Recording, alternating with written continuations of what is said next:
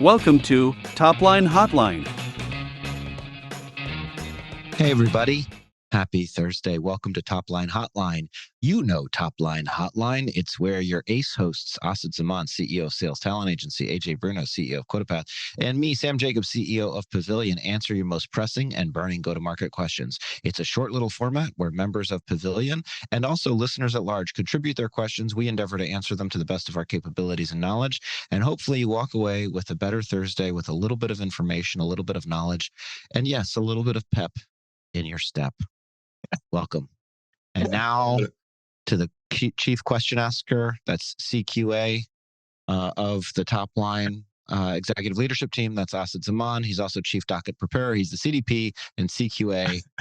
Asad, what are the questions that we're answering? Create today? a business start just to put that on it. Okay, so we have another question from the depths of the Pavilion Slack, and this individual who's one of the elite leaders in the eastern part of the US asks, how do you all go about forecasting churn? Forecasting sales is way easier because you have pipeline, win rates, etc. In the past, we've used historical numbers to forecast churn, so kind of like what happened last year and a measure of that. Wonder if others have been more creative than that. I think we might have been more creative than that. AJ, what do you do? Creative. I love the creative and churn. Just pretend it doesn't exist. That's being creative. I guess I don't know.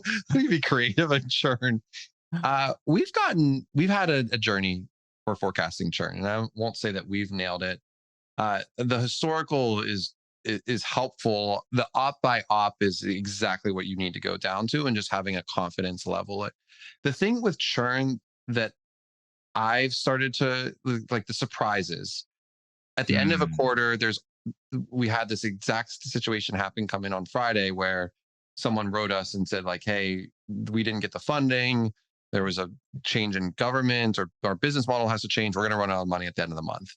And so then it becomes like, how did you forecast that? So there's like the idea of write-offs. And I know Sam's asked this as well. Like this has come in and this is super frustrating where it's like someone either gets charged or there's a complaint or they go under. And so I think the best way to do it is what we've talked about on the show is around expectation setting, is just set your bar low and just like plan for it and give yourself enough cushion when you're doing churn. And so coming in above expectations is the goal. And that makes it feel like a win.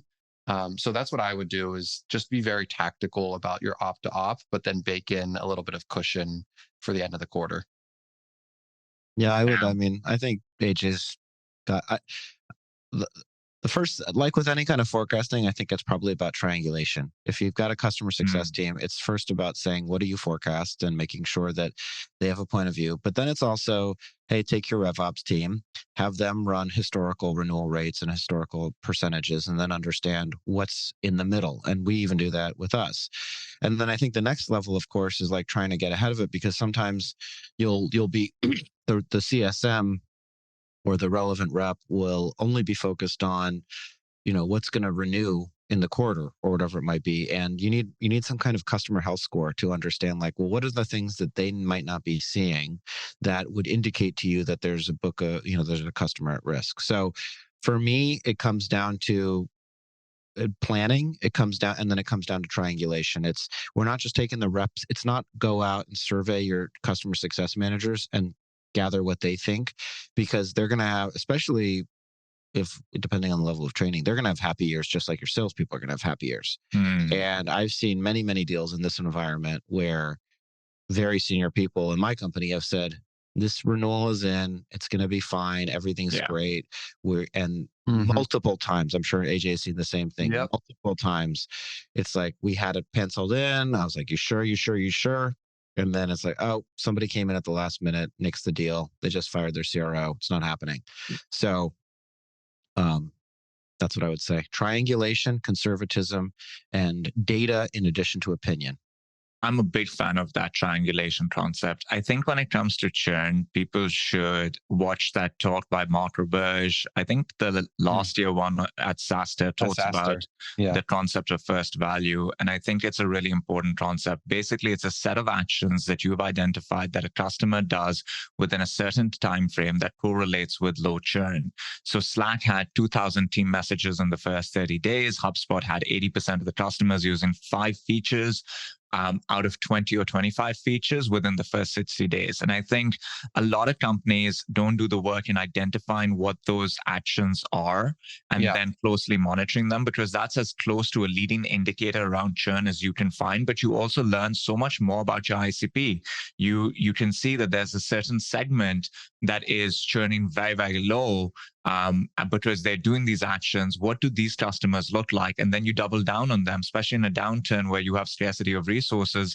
If you're thinking about new business, this can point you in the right direction, I think, when it comes to new business as well. When it comes to triangulation, I think you have to take that first value related data and then use a bunch of qualitative signals to develop your point of view on the op level churn risk. And so did they attend the quarterly reviews if you're doing it? And I think the whole other conversation is, what does a good quarterly review even look like? The pace and velocity of communication, has your champion left?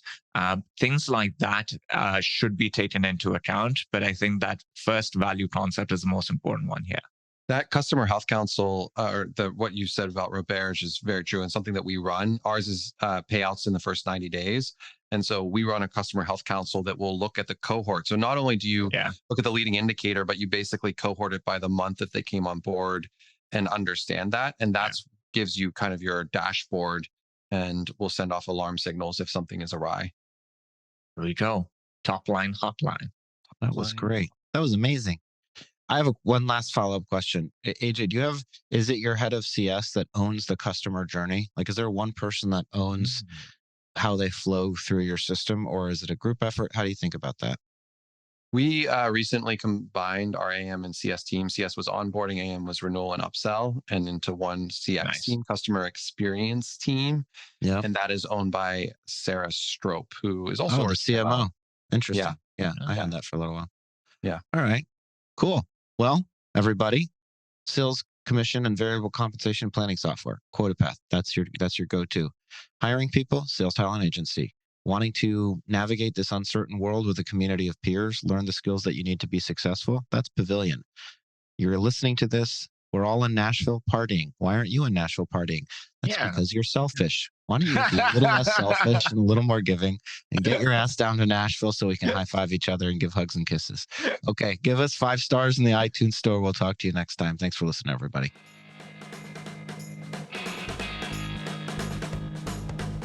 Thanks for listening to Topline Hotline.